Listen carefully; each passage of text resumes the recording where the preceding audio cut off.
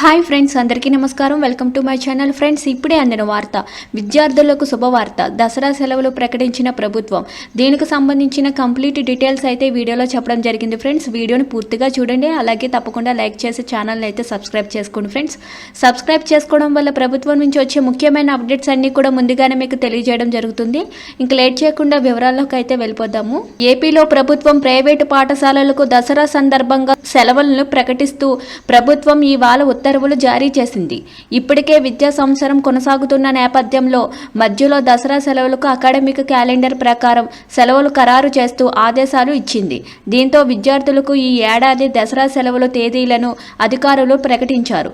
వీటిని రాష్ట్ర వ్యాప్తంగా అమలు చేయాల్సి ఉంటుంది. ఈ ఏడాది రాష్ట్రంలోని అన్ని స్కూలుకు దసరా సెలవుల తేదీలని ప్రభుత్వం ప్రకటించింది.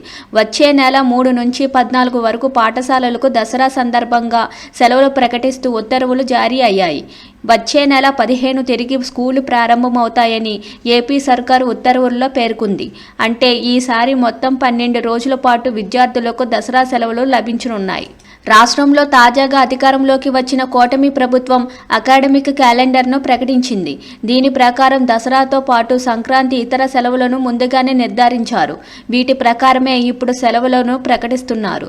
ప్రభుత్వం ఇస్తున్న సెలవులను రాష్ట్రంలోని అన్ని ప్రైవేటు, ప్రభుత్వ పాఠశాలలు ఖచ్చితంగా అమలు చేయాల్సి ఉంటుంది. ప్రైవేటు స్కూళ్లలో వీటిని ఉల్లంఘిస్తే విద్యాశాఖ తగు చర్యలు తీసుకోనుంది. చూస్తున్నారు కదా ఫ్రెండ్స్, ఇలాంటి లేటెస్ట్ అప్డేట్స్ కోసం మన ఛానల్ని లైక్ చేయండి, షేర్ చేయండి, సబ్స్క్రైబ్ చేసుకోండి. Thank you for watching this video.